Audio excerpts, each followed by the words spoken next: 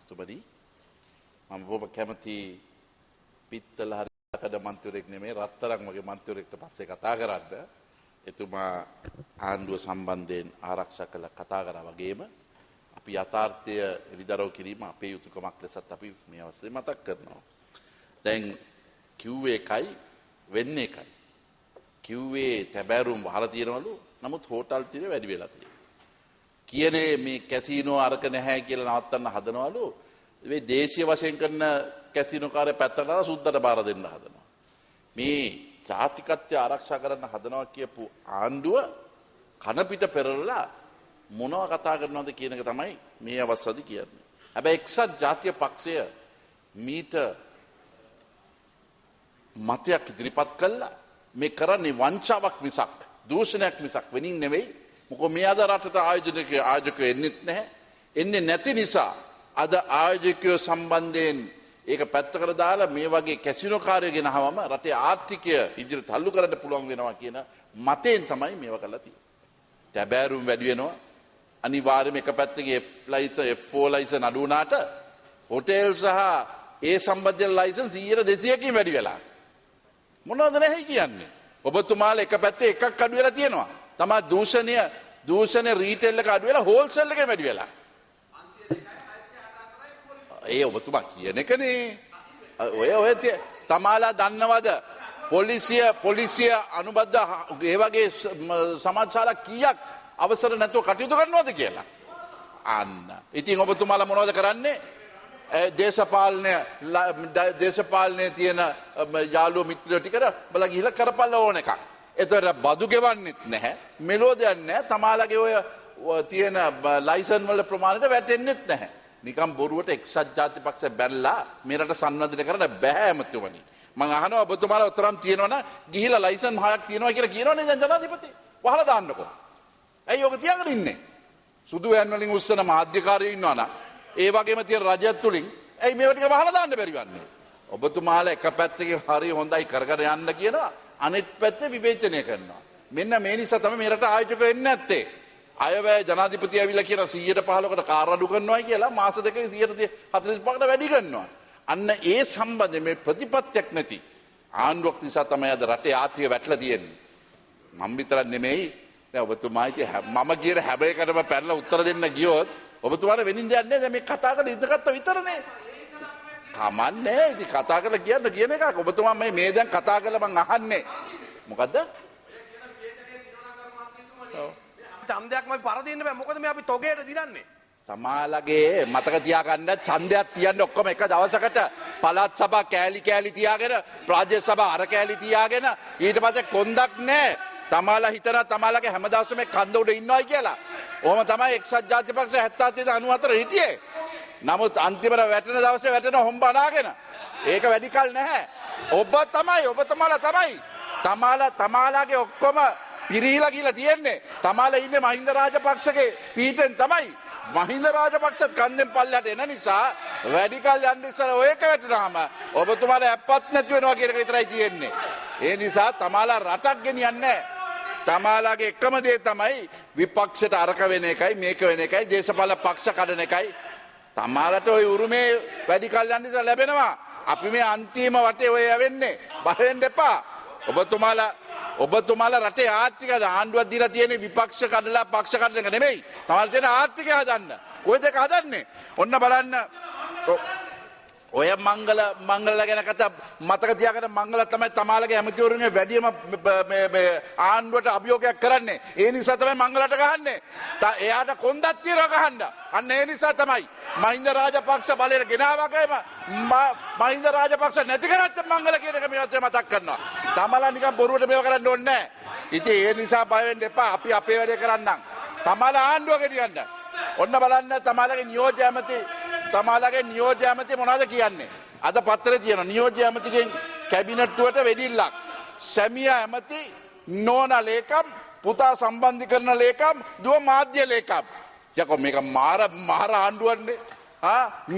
මේව නිසා තමයි මේ රටට හෙන ගහන්නේ. එක පැත්තකේ එක්කෙනෙක්ට එක නීතියක්, එක පවුලකට අනිත් එකට තව නීතියක්. දැන් මේක කැබිනට් එකට එනවා. මේක අන්තිමට පල්ලෙහාට යනකොට මොනවා වෙනවද? ඉතින් කරුණා කළා ඔබතුමාලා වැඩි බණ කියන්නේ නැතුව තමාලා රටේ ආණ්ඩුවක් ගෙනියන්න තියෙන ස්වරූපයෙන් කටයුතු කරන්න. මේකේ තියෙන වැඩේ තමයි ඔබතුමාලා විපක්ෂයට දක්ෂයි. අපි ආණ්ඩුවට දක්ෂයි. දෙන්නම වැරදි ක්‍රියාව කරන්නේ. වැරද්දක් කළා අද පත්තරේ නිවැරදි කරලා තියෙනවා. මම වැරද්ද නිවැරදි කරන එක කියලා කරන්න. අද ලංකාදීප පත්තරේ මේක නිවැරදි කරලා තියෙනවා.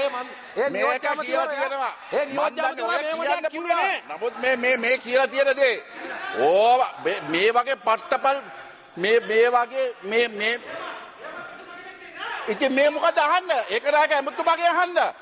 ඒක නායක ඇමතුමාගේ අහන්න. මේ ෆොටෝ එකක් තියෙනවා. නිකම් පත්‍රයක් නෙමෙයි. නිකම් පත්‍රනේ විශ්වාස කරන්න පුළුවන් පත්‍රයක්.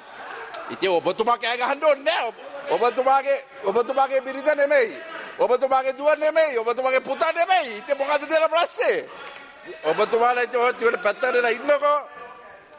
දැන් ඔය නිසා අප මේ අවස්ථාවේ කියන්නේ එක්සත් ජාතික පක්ෂය අද බය නැතුව මේ බය නැතුව කියන මේ කැසිනෝ කාර්යයෙන් මේ කැසිනෝ පනත විරුද්ධව කටයුතු කරන නිසා තමයි අද ආණ්ඩුව දන ගහලා එළියට ගත්තේ.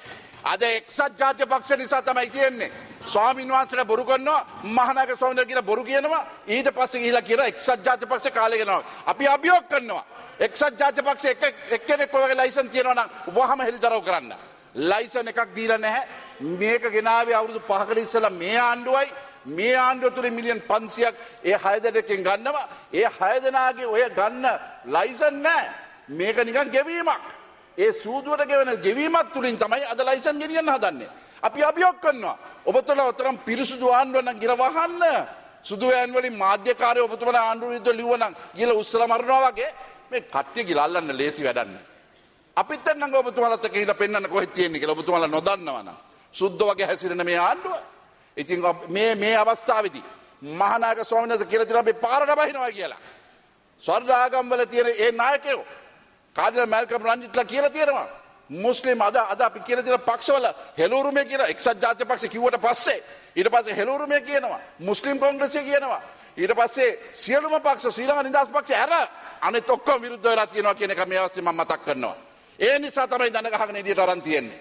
දැන් මොකද්ද මේ කැසිනෝ කෙරිප්පක මෙහාට එනවා. ගිල් ලක්ෂ්මන් යාපට අත දීලා hina වෙලා නිකන් ලොකු ගජ මිතුර වගේ hina වෙනවා. ඊට පස්සේ ඒගොල්ලෝ කතා කරන්නේ අපට ලයිසන් දෙන්න අපි ඇට බෝල ගහන්න විතරයි මේ ගන්නෙ කියලා. මෝ මිලියන් 350 මේ රට දාන US ඩොලර් මිලියන් 350ක් කියන්නේ ඕකටද? ඉතින් කරුණා කළා තමලා ආත්ම ගෞරවයක් තියන්න. කරලා තියෙනවා නම් ඒක නිවැරදි කරන්න. නැත්නම් ලයිසන් එකක් දෙන්න ආණ්ඩුවෙන්. දෙනවා නම් අන්න එතන වැඩේ ඉවරයි. ඉතින් රත්තත්තල කෑ ගහනවා දැන් මේ සතොස ගැන. තමලා නොදන්න කෙහෙල් මල ගැන කතා කරලා තමාලගේ ලංකා විදුලි බල මණ්ඩල නැති කරලා තියෙන ඒ රුදාව තමයි මේ රටට ගැහන ගහලා වැදලා තියෙන්නේ. ඒ සතොත හදලා තියෙන්නේ අපි නැති කරලා තියෙන්නේ තමයි ඔබතුමාලා. ඒ නිසා මේ අවස්ථාවේ අපි කියන්නේ රටේ හાર્ට් එක හදන්න මේ අලබතල රුපියල් 10කින් 15කින් සරත් අමුණුගම ඇමතුමා හැම වෙලාවම කියනවා කියලා මම මෙයාට මතක් කරන්න කැමතියි. අලබතල රුපියල් 20කින් අඩු කරා වැඩි කරා ඒක කියන එක නෙමෙයි මේ රටේ ආර්ථිකයක් හැදෙන්නේ. රටේ තියෙනුනේ as you know there must be a consistency, there must be coherency and there must be a policy. None of them exist in your government. That's the problem that is there. දැන් බලන්න මේ රට තව පාප කර්මයක් කරන මේ කෝෂි මතයි IMF මේ රටේ මොකටද මේ රටට සල්ලි දෙන්න අවශ්‍ය රට සංවර්ධනය කරන්න. Lanka can be the wonder of the Asia. මොනවද කියන්නේ කතා කරන එකයි දෙන්නේ මොකද? ඒ වොන්ඩර් ඒෂියාවේ සල්ලි දෙන්නේ නැත්තේ. දන්නවා ආර්ථික සල්ලි දෙන්න බෑ. පවර්ටි එලිවියේෂන් වල සල්ලි දෙන්න ඕනේ කියලා එහෙනම් මේ කෝෂි මත ඒ දෙන්නේ නැත්තේ. මෙන්න මේ වගේ ආන්දර කඩ යන සුද්ධ මේ රටට ඇවිල්ලා මේ රට විකුණන එක නිසා තමයි වෙන්නේ. මම මේකට නම් කරන කෝෂි මතයි. මේ වගේ පාප කර්ම කරන කට්ටිය තමයි රටේ ආර්ථිකය නැති කරන්නේ. කියන්න ඕනේ 100% ණය ගන්න එක හොඳයි. අපි එදා කිව්වා. චීනුන්ට කියලා 109 කොන්දේසි රහිතව ගන්නට වැඩිය කොන්දේසි සහිතව ගන්න එක වැඩිය හොඳයි. දැන් උනත් මම හිතන්නේ හිටපු ඇමති ඒක පිළිගන්නේ. නමුත් ඒකට එන මූල්‍ය විනය මේ ආණ්ඩුවද නැති නිසා ඔන්න ප්‍රශ්න වෙලා තියෙනවා. මෙන්න මේ නිසා තමයි අපේ රටේ ඇති වෙලා තිබෙන්නේ. ඉතින් මේ රටින් ඉක්මනට යන්නේක තමයි හොඳ. මේ රට හිටියොත් රට නැති වෙනවා.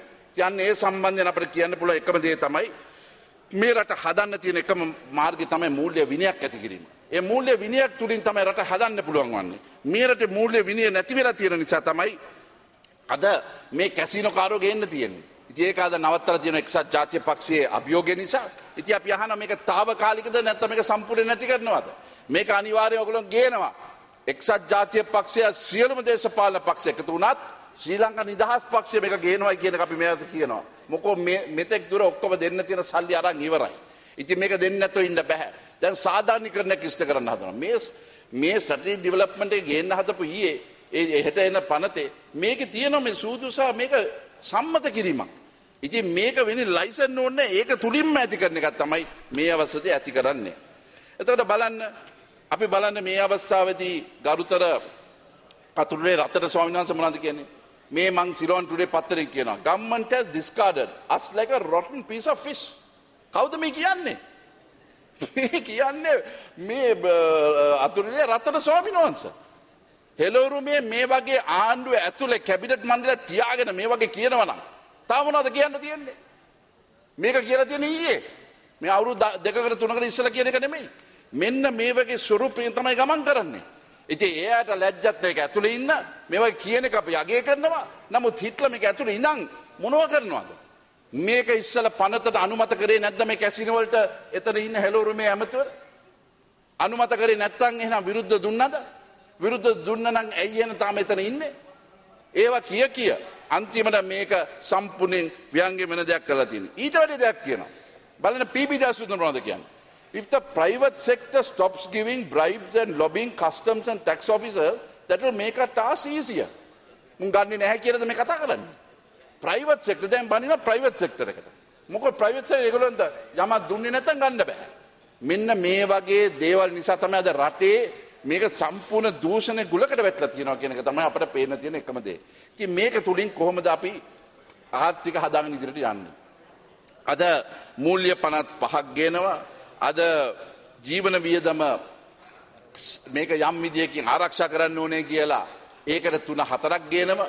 මේ අවස්ථාවේදී අපි කරුණකට අගමැති පාර්ලිමේන්තුව ඇතුළට එනවා. අපි අගය කරනවා. මම හිතන්නේ අපි කියන දේ අහන්න එතුමා එනවා. අපි බොහොම සතුටෙන් එතුමා මෙතනට පිළිගන්නවා. මොකද එතුමා යම් විදියේ සැබෑ දේශපාලනයේ ඇත්ත තත්ත්වය කියන අගමැතිවරයෙක් බවට පත් වෙලා තිබෙනවා. ඉතින් මේ අවස්ථාවේදී අපි කියන්නේ ආණ්ඩුව අද අයවැයට කොතරම් බංකොලොත් වෙලා තියෙනවද, කොතරම් ජනතාවට අද බදු ගහලා තියෙනවද කියලා සන්ඩේ ටයිම්ස් පත්තරේ මේ ගිය ඉරිදා කියනවා super rich tax in the budget. අයවැය ඒවා මොකද දැන් කියන්න තියෙන්නේ? ඔබතුමාලා මේ අහිංසක ජනතාවට බදු ගහලා රුපියල් 100ක් ආදායම තිබ්බොත් ඒකට 170ක් බදු ගහලා ඊට පස්සේ තව මොනවද කියන්නේ? සුපර් රිච් කියන්නේ කවුද? ඔබතුමාලා හදලා තියෙන කොටසක්. ඒකේ කවදාත් ඔයගොල්ලෝ ඔබතුමාලා එක ටැක්ස් කරන්න යනවා. අද ඒක පුද්ගල ආදායම රුපියල් 36000ක් අවුරුදු මාසයකට ලැබෙනවා කියලා කියන ආණ්ඩුවකට මේ රටේ සමුදායික වෙන ඇති වෙන්න බෑ. එහෙනම් ඒ වගේ තත්ත්වයක් තියෙනවා නම් එහෙනම් කොහොමද මේක ඇතිවන්නේ? දැන් ලක්ෂ්මන් යාපා ඇමතුමා නැවත කියනවා බන්දන්නේ අපේ SP දිසානායක ඇමතුමා උසස් අධ්‍යාපන ඇමති වශයෙන් කියනවා මාසෙකට කෝටි 1200ක් වියදම් කරනවා අපේ ලංකාවේ කට්ටිය. කෝටි 1200ක් වියදම් කරනවා නම් මේ සල්ලි ගෙවන්න තියෙන අඩු ගානේ ලක්ෂ 10-15කට විතර වැඩි ආදායම්කාරයෝ. ඉතින් මේ ප්‍රමාණය එහෙනම් කෝටි 14,400ක් යන අවශ්‍යයි. එහෙනම් 130ක් බදු ගෙවනවා නම් එහෙනම් මේ රටේ ඍජු ආදායම්දායකයෝ මේ රටට ගෙවන්න අවශ්‍යයි අඩු ගානේ කෝටි 2300ක්. ඉතින් මේව ගෙවනවද? මුළු ඍජු ආදායම මේ අද ටැක්ස් ගෙවන කට්ටියගෙන් ලැබෙන්නේ කෝටි 1200යි. ඉතින් මේ වගේ ප්‍රකාශ කරනකොට මොනවද මේ කතා කරන්නේ? මේ අවස්ථාවේදී Lankan students spend 145 billion to study overseas. ඔය නිකන් කටට එන ගණන් කියලා අන්තිම නොමගියවලා අන්තිමට අර කතිකාචාර්යවරුන් කියන්නේ 106ක් දලදේශ නිෂ්පාදනය ගෙවන්නේ නැහැ කියලා. ඉතින් මේ ඔප්පු වෙනවනේ මේවා තුලින් කතා කරනකොට. මෙන්න මේ වගේ ගෙවන්න පුළුවන් නම් එහෙනම් මොනාරි කොහේ හරි විෂමතාවයක් තියෙනවා. එහෙනම් ඒ ගෙවන අයට මේ වගේ ටැක්ස් රිලීෆ් දීලා තියෙනවද? අද ඒ වගේ තත්ත්වයක් ඇති වෙලා තියෙනවනම් ඇයි එහෙම දන්නවනම් එහෙනම් ඇයි මේවා අරින්න ඉඩ අරින්නේ? දැන් මේ කැසිනෝ කාර්යයට මෙහාට එන සම්පූර්ණ හැම බද්දක්ම නිදහස් කරලා තියෙනවා.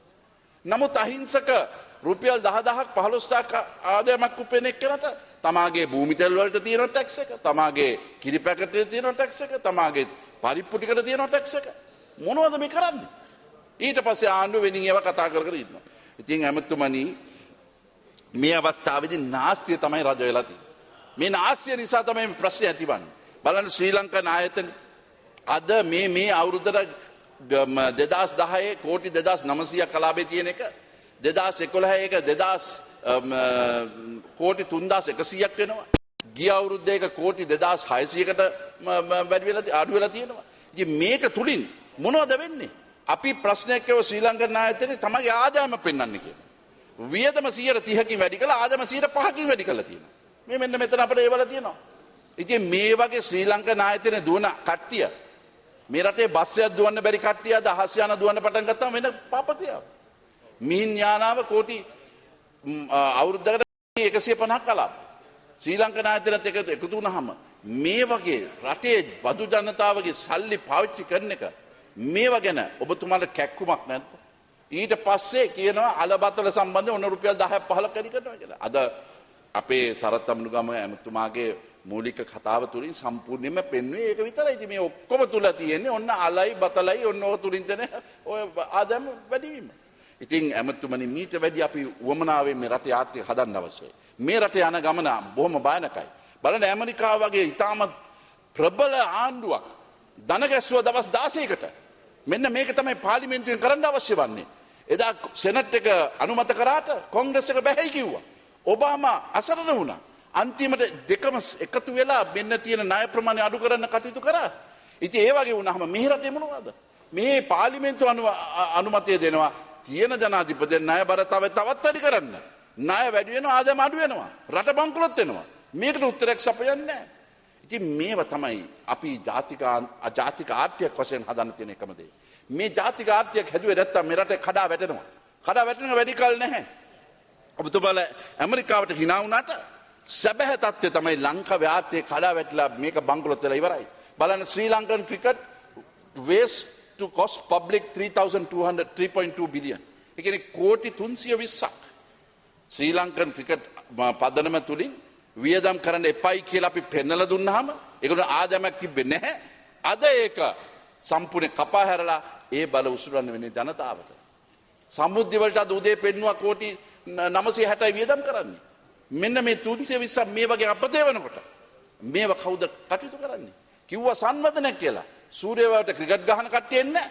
හම්බන්තොට වරායට නැව් ටික එන්නේ නැහැ. මත්තල යාපෝටේ ගුවන් යාන ටික එන්නේ නැහැ. මොකද්ද මේකද සංවර්ධනයක් කියන්නේ? ඒ සම්බන්ධයෙන් අපි කිව්වම අපි දේශද්‍රෝහියෝ. මේවා කරන්නේව දේශප්‍රේමී. අන්තිමට ජනතාවගේ බදු සල්ලි පාවිච්චි කළා මේ වගේ බොරු ව්‍යාජ සංවර්ධන කිරීම තමයි අවශ්‍ය වන්නේ. ඒක පැත්තකින් ආණ්ඩුව හැම වෙලාවෙම ප්‍රශ්නයක් ඇති වුනහම ඇමරිකාවට බලිනවා.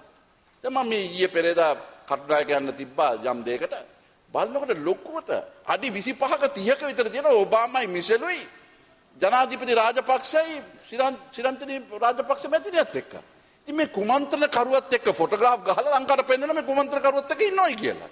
මොකද්ද මේකේ තියෙන විශ්වාසය? එක පැත්තකින් කියන ඇමරිකාව කියන්නේ කුමන්ත්‍රණ කරන ආණ්ඩුවක්. මේ ගිය සුමාන දෙකේ ගිහිල්ලා ඔන්න රාජපක්ෂ ජනාධිපති ඔබාමත් එක්ක ලොකුවට ගහලා තිනවා. ඉතින් කුමන්ත්‍රණ කරුව කියන්නේ ඒගොල්ලොන් එක්කද මේ ගමන් කරන්නේ? මොකද්ද මේ වගේ විහිළු කතා?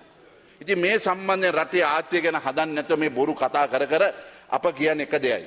කරුණාකර රටේ ආර්ථික ඉදිරි දැක්මක් සහිත ගෙනියන්න අවශ්‍යයි. ඇමරිකාවට වුණ දේ ලංකාවට වෙලා ඉවරයි.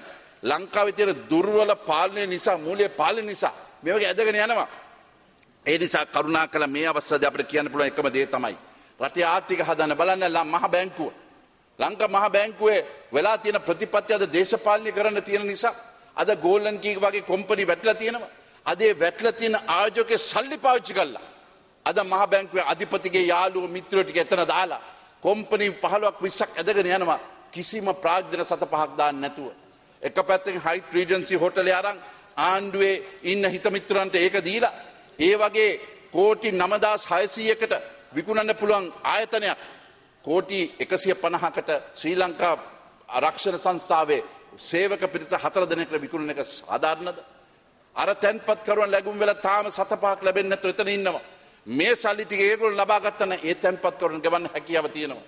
මහ බැංකුවේ තියෙන ඒ ප්‍රතිපත්තිය නිසා CIFL කම්පැනි කඩා වැටිලා එයාට සල්ලි ගෙවන්න බැරි තත්ත්වයක් ඇතිලා තියෙනවා. දැන් නිවාඩ් කබ්‍රාල් පොදුකාරක සභාව ඉදිරියට ආවම ප්‍රශ්න කරනකොට කිව්වේ කවදාක්වත් මේ වගේ කම්පැනි කඩා වැටෙන්නේ නැහැ කියලා. අද උත්තර දෙන්න පුළුවන්ද එතුමා? මොකෝ එතුමාගේ හෙන්චයල අද දාලා එතන මිත්‍රයෝ පාවිච්චි කරගෙන අද මහ බැංකුවේ තියෙන ප්‍රතිපත්ති උල්ලංඝනය කරලා ඒ කිරීම නිසා අද අහිංසක තැන්පත් කරුවන්ට නොමඟ ගිහිලා තියෙන තත්ත්වයක් ඇතිලා තියෙනවා. ආණ්ඩුව මේ වගේ ගැන කිසිමත් විධිමත් පරීක්ෂණයක් කළා තියෙනවා. අහිංසක මේ වගේ තැන්පත් කරුවන් අද ආණ්ඩුවට හෙන ගහන්නේ මෙන්න මේ නිසායි. අද ගෝල්ඩන් කී එක ඔබතුමාලා සිරානි බණ්ඩාරනායක එලවන්න ඕනේ වුණාම ගිහිලා කිරිබත් කාපු ඒ කට්ටිය අද 7-5ක් තාම හම්බෙලා නැහැ.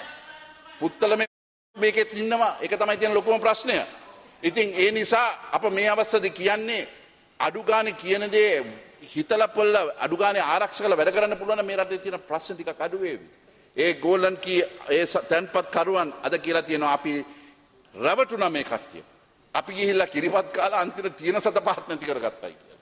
ඉතින් මේ අවස්ථාවේදී අපි අහන්නේ සේලන් බැංකුව, ගෝල්ඩන් කී කම්පැනි, ෆින්ගර ආයතනය, සිලින්කෝ කන්සොලිඩේටඩ් කම්පැනි, හයට් රීජන්සි එක මේ වගේ සිලින්කෝ සමූහ ව්‍යාපාරයේ කම්පැනි අද 7-5ක් ආදායමක් උපයන්නේ නැති මට්ටමකට පත් වෙලා තියෙනවා. නමුත් ශ්‍රී ලංකා මහ බැංකුවේ අධිපතිගේ යාළුවෝ ටික එතන දාලා ඒ කම්පැනි රජ කරගෙන වැඩ කටයුතු කරගෙන යනවා නේද? ශ්‍රී බැංකුව කාටද අයිති වෙලා තියෙන්නේ දැන්? ෆින්ගාර කා තුලද අයිති වෙලා තිබෙන්නේ? මේකේ කෝටි 3200ක් පාවිච්චි කරන්න තිබ්බ තැන්පත් කරුණ ගෙවන්න. තැන්පත් කරුණ ගෙවන්න තියෙන කෝටි 1900යි. ඉතින් මේ වගේ අපරාධයක් කරන ආණ්ඩුවට අපි අහනවා හිටපු මුදල් ඇමති වශයෙන්. ඔබතුමාලා මේවා කැබිනට් එකේ කතා කරන්න බැරිද? ඇයි මේ වගේ නිවාඩ් කබ්රාල්ට මේ වගේ වංචා කරන්න ඉඩ දෙන්නේ? අපි ගිහලා අල්ලස්ස දූෂණ කොමිෂන් එක ගිහලා පෙන්නලා දීලා තියෙනවා මේවා. තාම ඒ ගැන තම 7-5ක් ගැන කතා කරලා නැහැ.